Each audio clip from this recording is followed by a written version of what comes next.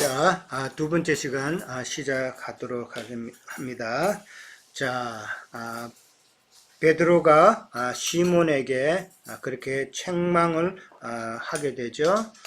책망하지만은 그러나 시몬에게 23절에 보면은 너의 악함을 회개하고 주께 기도하라라고 그렇게 이야기를 합니다. 참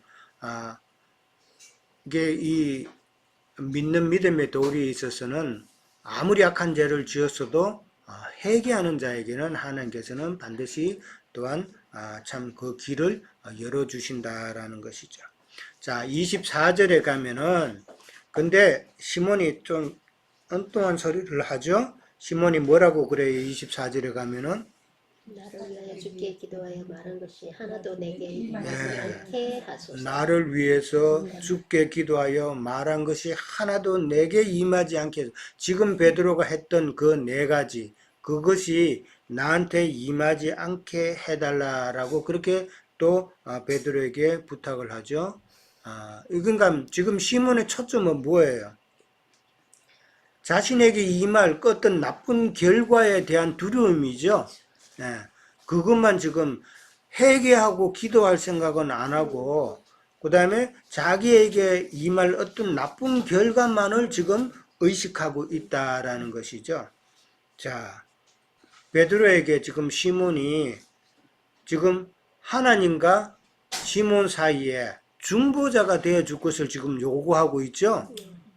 대신 베드로 당신이 나를 그렇게 좀 그런 일이 나한테 일어나지 않도록 좀 하나님께 기도해 달라.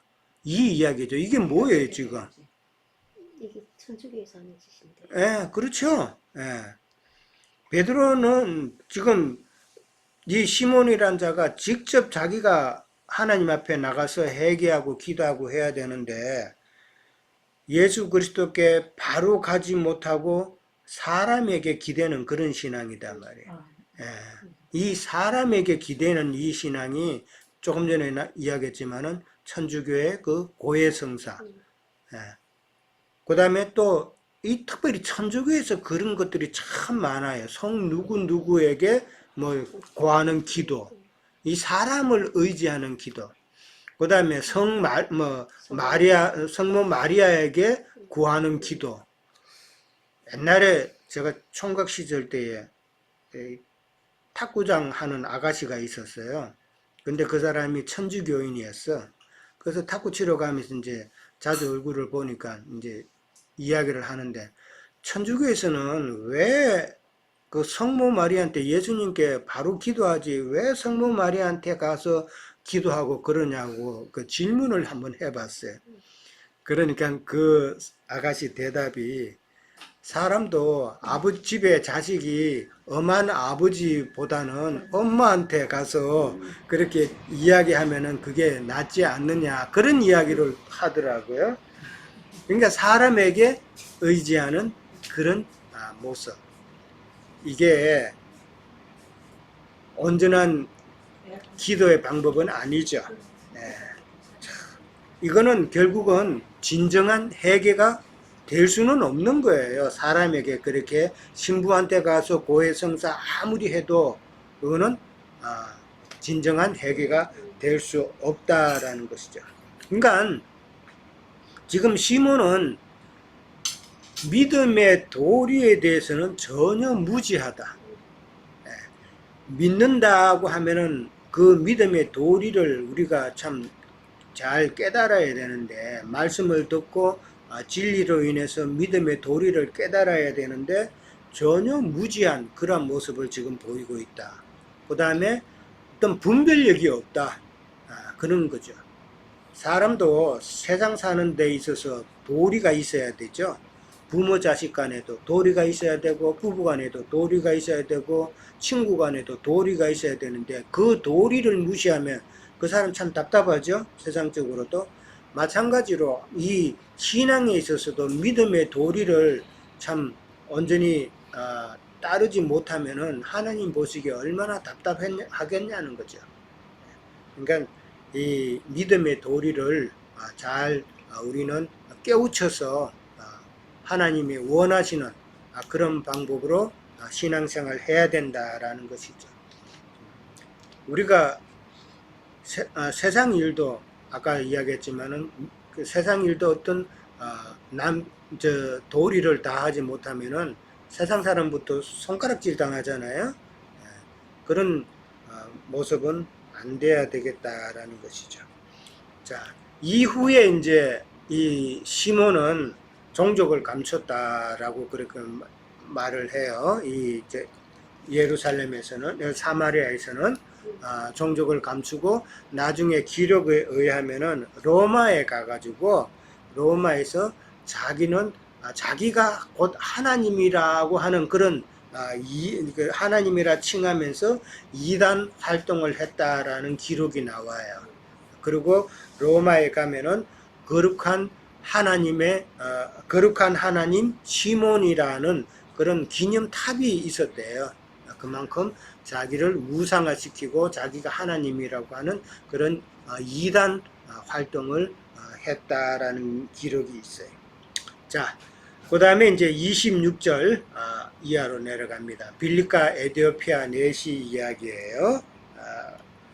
26절에 가면 주의 사자가 빌립에게 말하여 이르되 일어나 남쪽으로 향하여 예루살렘에서 가사로 내려가는 길까지 가라라고 그렇게 이야기합니다. 이 지도를 조금 생각해 보세요. 이스라엘의 서쪽은 무슨 지중해가 있죠? 바다가 이스라엘의 서쪽에는 지중해 바다가 있어요. 그 바다 밑쪽에 가면은 저기 아프리카로 내려가는, 이집트로 내려가는 그런 길목이 있죠. 그러니까 예루살렘에서 가사라고 그러면은 저 밑에 지역이단 말이에요. 밑에 지역인데 옛날에 그 블레셋 지역이다라고 그렇게 보면 돼요. 그러니까 지중해 해변가 있는 그 가사 지역까지 내려가라는 건데, 그러니까 지중해 해안이라고 보면 돼요. 밑에 부분. 그런데 이제 그 길은 광야라고 그렇게 성경이 나와 있죠. 광야라인데 근데 누가 그 광야길로 가고 있어요? 에디오피아 내시가 이제 간다라는 것이죠. 그런데 성령께서 그쪽으로 보냈어요. 그러니까 한 사람을 위해서 성령께서 지금 보내고 있다라는 것을 생각해 볼 수 있죠. 보통 하나님의 말씀 전거자가 가면은 많은 사람을 구하기 위해서 보내는 경우가 많은데 여기서는 지금 한 사람을 위해서 지금 성령께서 그렇게 보냈다라는 것이죠. 자, 이 말은 이 에디오피아 내시를 통해서 지금 에디오피아는 그 당시 구스예요. 구스 땅이에요. 구스 땅인데 이사야서에 나오는 시편에 나오는 하나님의 예언이 지금 실현되는 그런 모습이다라는 것이에요. 시편 68장 31절을 한번 찾아볼까요? 시편 68장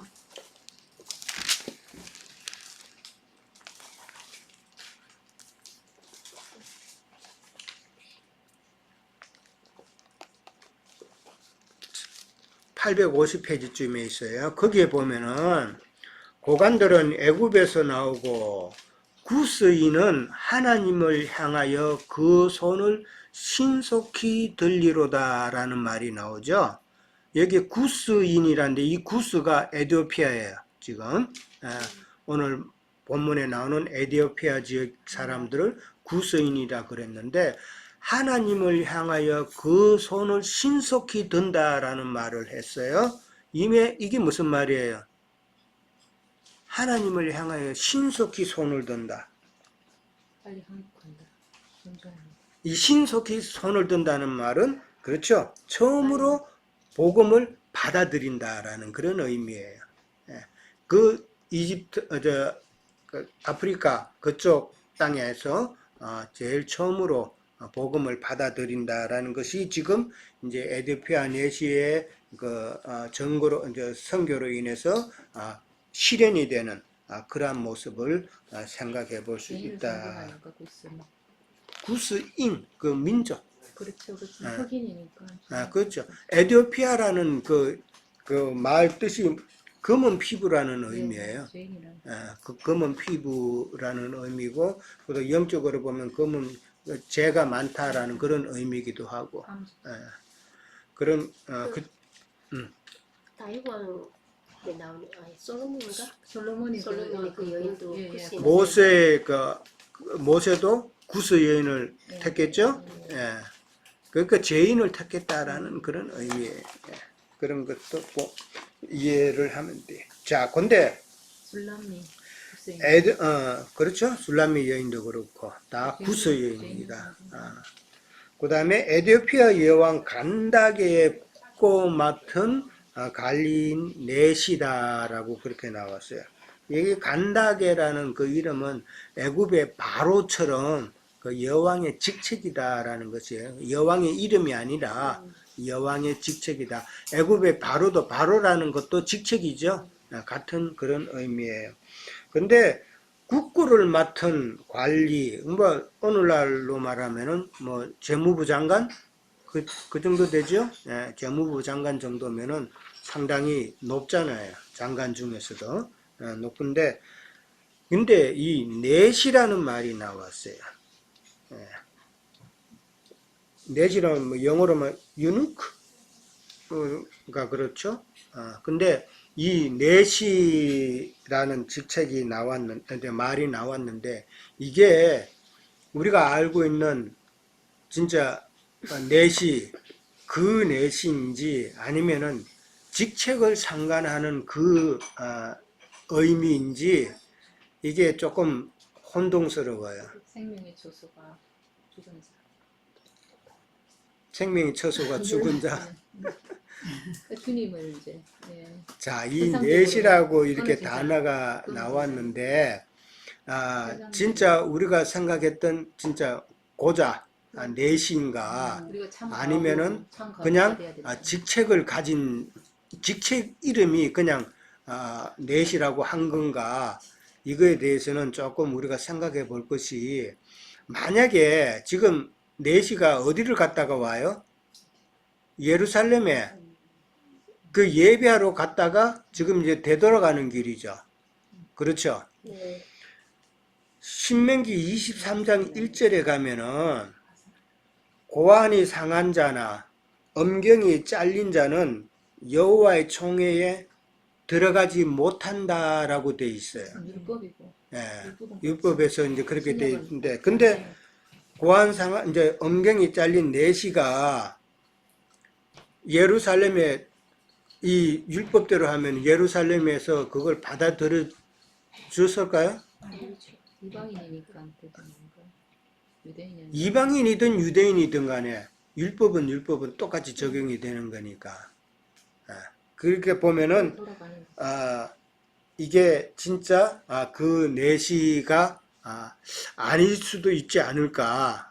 그렇게 또 영어 성경이나 이렇게 다 보면은 진짜 그 내시로 되어 있는데, 근데 예루살렘에 예배하러, 그러니까 이 지금 에티오피아 그 사람 내시는 지금 유대교에 입문한 사람이라는 것을 알 수가 있는 것이죠. 유대교에 입문했다라는 것이죠.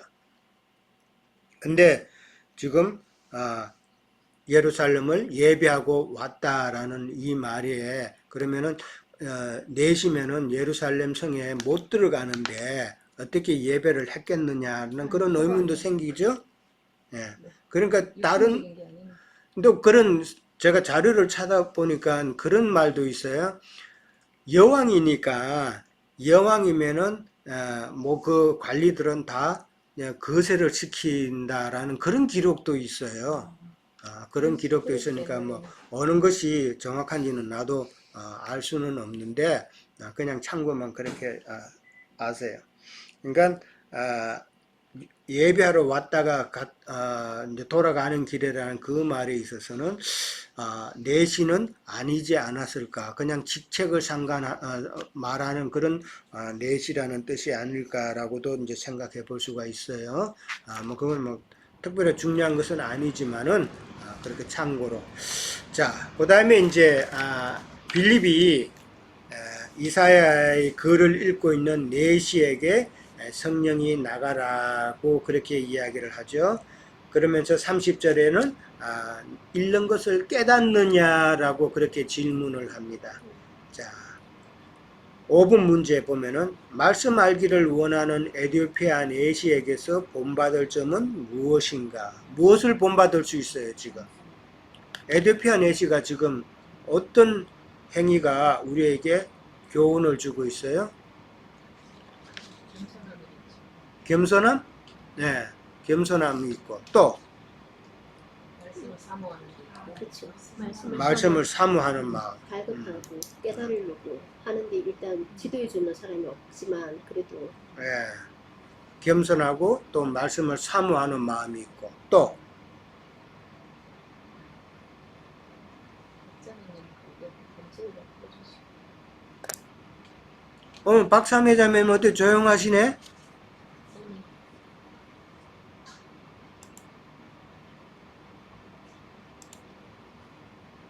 예. 아무튼 해도 안 되네요, 오늘은. 오케이. 예. 자, 내시에게서 참 본받을 것은 가르칠 사람이 필요하다는 것을 인정을 했죠. 예. 뭐 오늘날 재무부 장관 정도 되면은 참 권위가 있으니까 이 지나가는 전도자를 이렇게 뭐 좀 존경해서 어떻게 뭐 그를 건드리기가 없죠. 그러니까 가르칠 사람이 필요하다고 인정했다는 것은 겸손한 모습이다 말이에요. 예. 마치 오늘날은 사람들은 그렇잖아요. 다 아는 것처럼 행하죠. 그렇게 군단 말이에요. 나 알아. 이런 식으로 말하면 할 말 없죠. 근데 이 지금 내시는 겸손한 마음, 그 다음에 말씀을 알고자 하는 마음이 있어서 내게 가르칠 사람이 필요하다는 것을 인정을 했단 말이에요. 그러고 난 다음에 또 뭐 했어요? 빌립을 청하여 수레에 같이 올라탈 것을, 그러니까 동성할 것을 지금 요구했다라는 이야기죠. 그러니까 말씀을 나누기 위해서 어떤 겸손의 모습을 보였다. 그러니까 뭐 재무부 장관의 그 관리 정도 되면은 그 마차가 얼마나 좋겠어요? 그런 사람을 올라타겠다라는 것은 참 겸손한 모습이고 참 말씀을 알기를 원하는 그런 모습이다. 근데 우리가 전도해 보면은 특히 목회자들 이렇게 전도해 보면은 좀 많이 안다라는 장로라는 사람을 전도해 보면은 자기도 다 아는 것처럼 이야기하죠. 나 다 알아. 성경의 지식적으로는 다 알아. 네, 다 안다고요. 그러나 우리가 볼 때는 전혀 아는 게 아니죠. 우리가 경험해 봐서 알잖아요. 저도 성경을 어느 정도 안다고 했는데 너무 몰랐더라고요. 또 알아도 그것이 잘못 알고 있었다라는 것이죠. 그런 상태로 계속 가면은 절대로 참 성경을 깨달을 수가 없다라는 것이죠. 그 다음에 좀 안다고 하는 그런 교만 때문에 말씀을 함께 나누려고 하는 그런 자세도 전혀 없다라는 것이죠. 근데 이 내시를 통해서 보면은 그 반대의 모습이 있어야 하나님의 말씀을 깨달을 수가 있다라는 것을 이해해야 되죠. 자, 32절에서 33절에 가면은 이제 성경 구절이 나오죠. 어디를 인용했어요? 이사야 53장 7절에서 8절을 이제 인용을 했죠. 예. 자, 그 내용은 뭐예요? 이사야 53장 7절, 8절, 뭐 그 이전부터 있죠. 예수님께서 당하실 고난에 대한 예언이죠. 예수님께서 어떠한 고난을 당하실 것인가. 실제로 예수님께서 마태복음 27장에서 그 고난이 실현이 되는 내용이 이제 뭐 다른 성경에도 많이 있지만은 이제 마태복음 27장에도 보면은 좀 더 구체적으로 나오죠. 그러니까 한번 볼까요? 그가 도살자에게로 가는 양과 같이 끌려갔고 털 깎는 자 앞에 있는 어린 양의 조용함 같이 그의 입을 열지 아니하였도다. 그가 굴욕을 당했을 때 공정한 재판도 받지 못하였으니 누가 그의 세대를 말하리요? 그의 생명이 땅에서 아멘. 빼앗김이로다라고. 근데 요 사도행전에 나오는 요 두 구절과 그 다음에 이사야 53장 7절에서 8절에서의 그 두 구절이 조금 내용이 달라요. 그 내용이 다른 것은 이사야서에서는 히브리 원문을 적용을 했고, 그 다음에 오늘 32절, 33절에는 누가가 70인역을 인용을 해서 기록을 했기 때문에 그 내용이 조금 차이가 있어요. 그거는 이용한 그 사본이 다르기 때문에 그렇게 조금 차이가 있다는 걸 이해를 하면 돼요.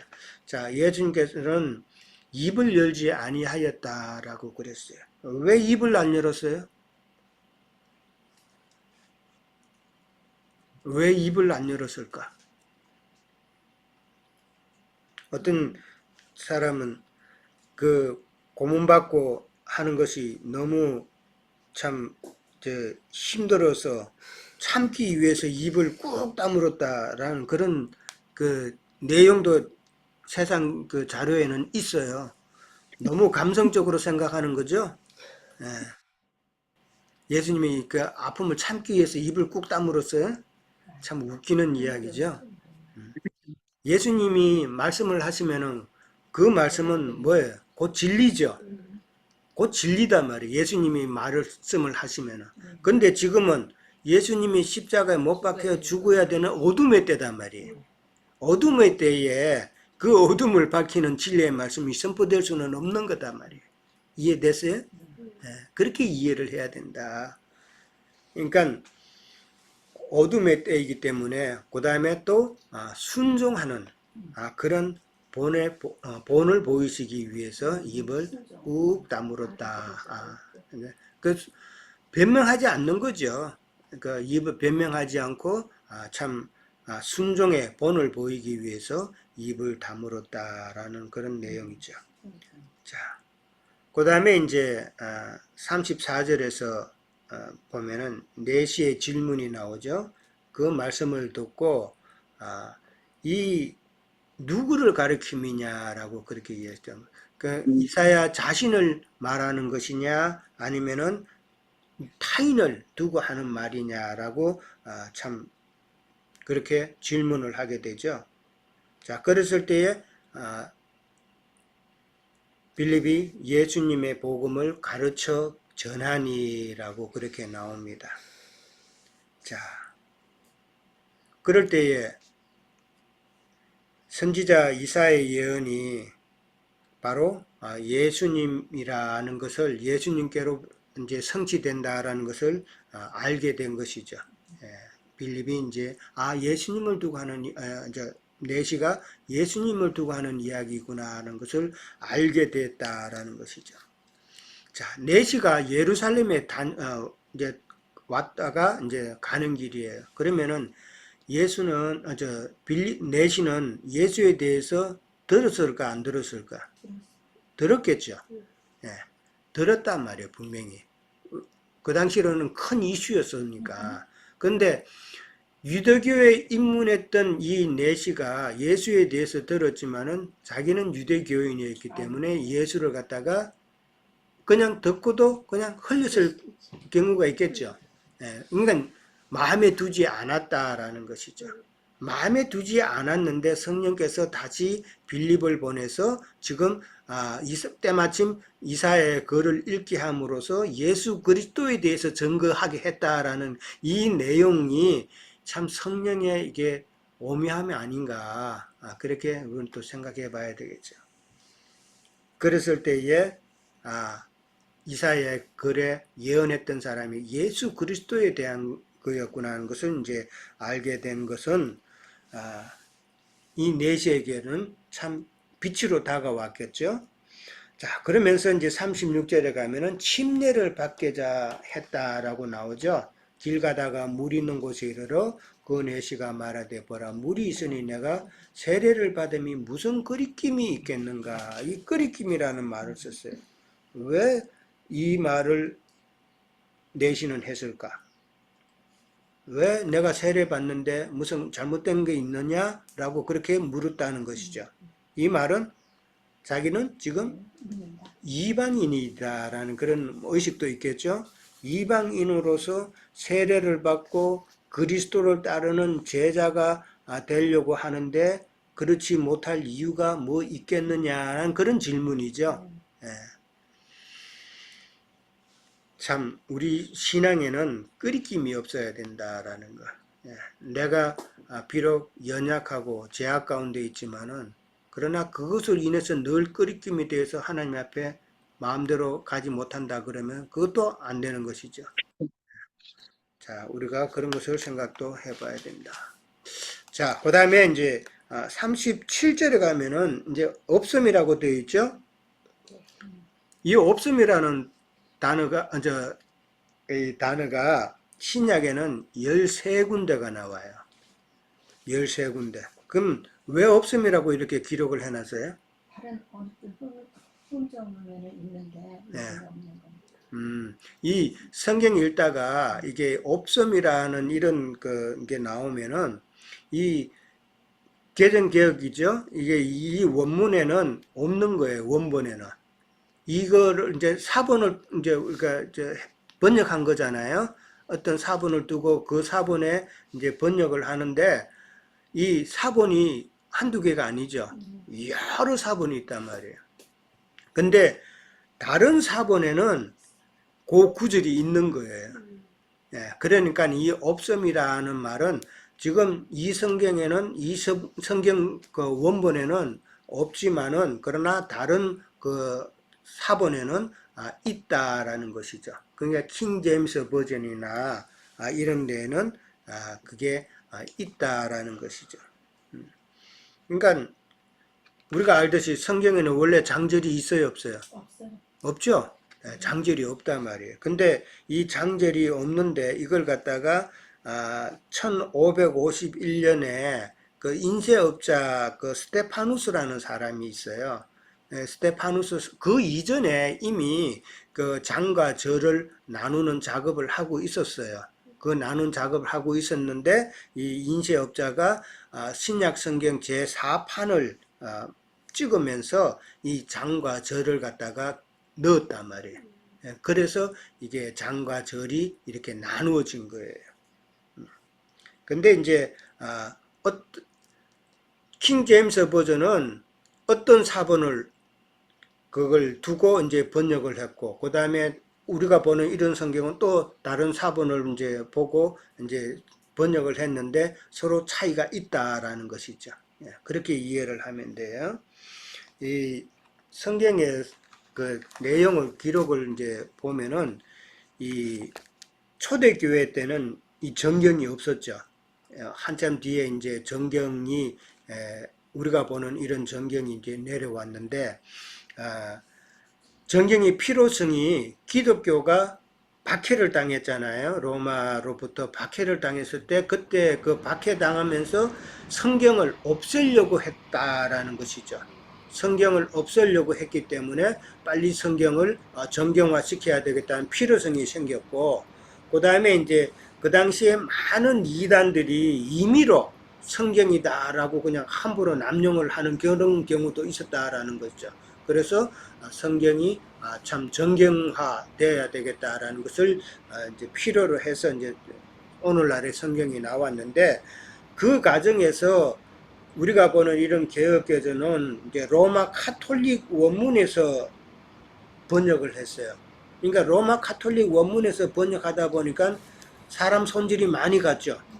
예, 참 많이 바뀌어졌어요. 특히 카톨릭에서 장난을 많이 쳤어. 예, 그런데도 이 기독교에서, 오늘날 기독교는 이걸 계속 내려오고 있어요. 그 다음에 이제 킹 제임스 버전 같은 경우는 다른 그 종교계의 그 원문을 가지고 이제 번역을 한 거예요. 그러다 보니까 거기에는 없다라는 말이 거의 없어요. 다 들어가 있어요. 다 들어가 있는데 그 대신 이 킹 제임스 버전에는 또 오역도 있어요. 킹 제임스 버전 그 사람들은 자기네만이 완전한 성경이다라고 주장을 하는데, 그러면서 그 사람들은 천주교회로부터 번역이 된 오늘날 이런 기독교에서 쓰는 성경은 첨다, 이거는 다 마귀책이다라고까지 심하게 이야기를 해요. 그렇지만은 킹 제임스도 완전한 건 아니다. 보면은 틀린 부분도 많이 있다. 그러니까 결국은 우리는 성경을 볼 때는 어떤 단어를 가지고 따질 것이 아니라 흐름을 봐야 된다는 거예요. 하나님께서 지금 어떤 흐름으로 이 말씀을 하는가를 기억을 해야 된다라는 것을 생각해야 돼요. 자, 그 다음에 39절에 가면은 세례를 베풀고 물에서 올라올새 주의 영이 빌립을 이끌어 간다라고 그랬어요. 자, 빌립을 이끌어가고, 그 다음에 6번 문제죠. 빌립을 이끌어가고 내시는 기쁘게 길을 갔다라는 말은 어떻게 이해를 해야 될까? 이 성경 구절대로 이야기하면은 지금 내시가 있는 앞에서 주의 영이 빌립을 뿅 하고 이렇게 지금 사라지게 했다는 그런 것으로 착각하기 쉽죠. 영적인 표현이 그렇죠. 이건 영적인 표현이에요. 자, 이걸 어떻게 이해를 해야 될까? 로만에서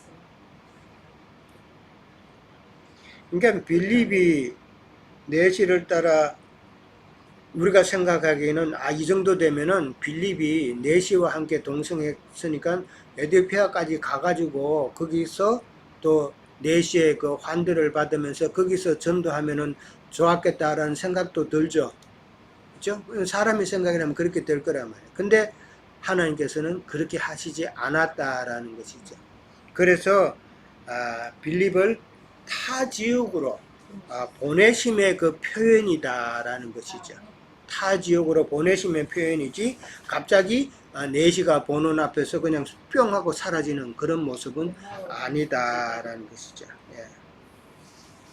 그러니까 이걸 갖다가 이런 거는 잘 이해를 해야 돼요. 그러면서 그렇게 빌립을 하나님 이제 주의 영이 다른 곳으로 또 인도하게 했다는 그 말은 빌립의 그 가르침이 내시에게 가르친 그 가르침이 확실하게 전달이 되었다는 그런 의미도 되죠.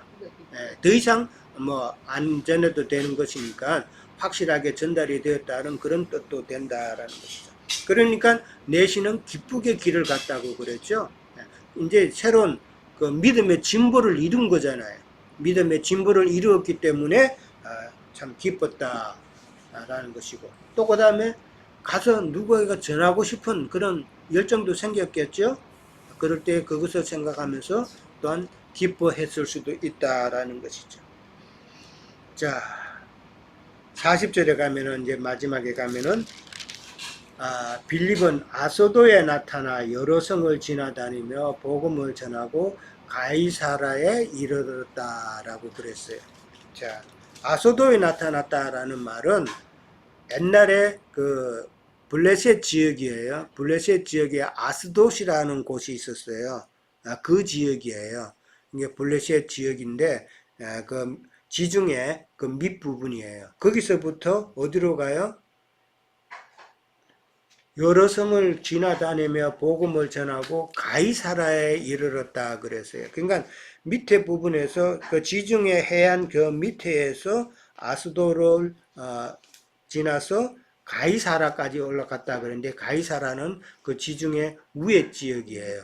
그러니까 해안선을 따라서 북상해서 쭉 올라가면서 하나님의 복음을 전했다라는 이야기죠. 그러면서 이 가이사라는 바로 빌립의 집이 있는 곳이에요. 빌립의 집이 있는데 그게 21장 8절 보면 사도행전 21장 8절에 보면은 나와 있어요. 이튿날 떠나 가이사라에 이르러 7 집사 중 하나인 전도자 빌립의 집에 들어가서 머무니라 라고 나와 있죠. 바울이 가이사라 지방에 이르렀을 때에 빌립의 집에 들어가서 머물렀다라는 내용이 나와요. 그러니까 지금 빌립이 가이사라에까지 갔다라는 것은 자기 집에 갔다라는 그런 의미가 되겠죠. 예. 오늘은 이제 여기까지 하도록 합니다. 혹시 나누실 말씀 있으세요? 삼위자매님 음소거 하시고. 이제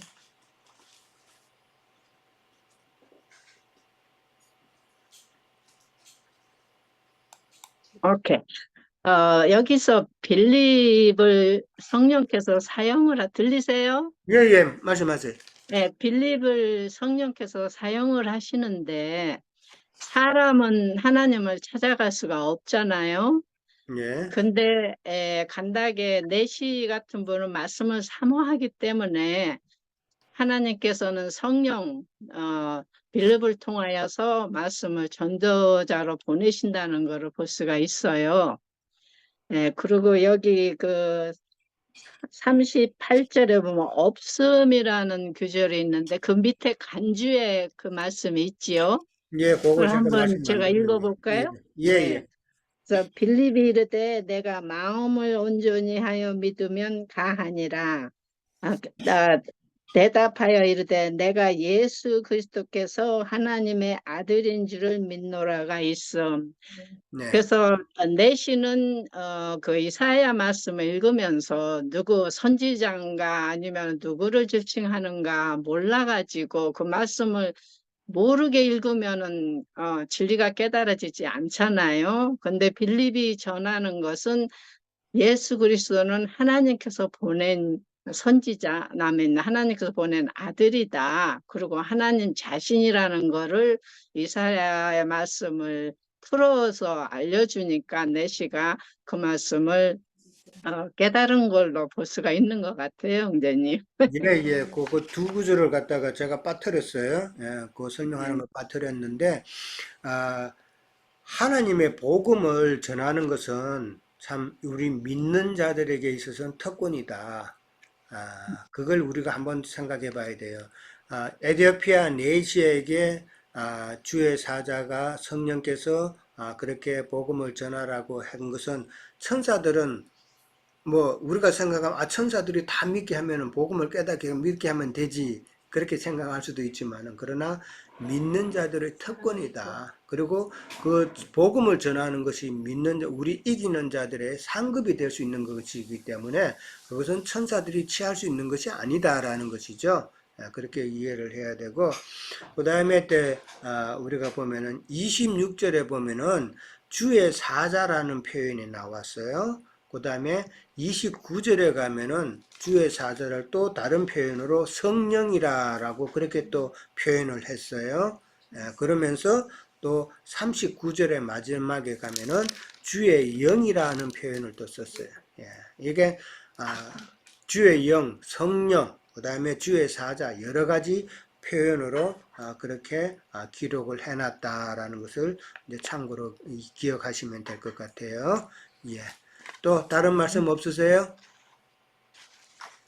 예. 우리 사매자매님 되게 더우신 거 봐요. 예. 네, 여기도 93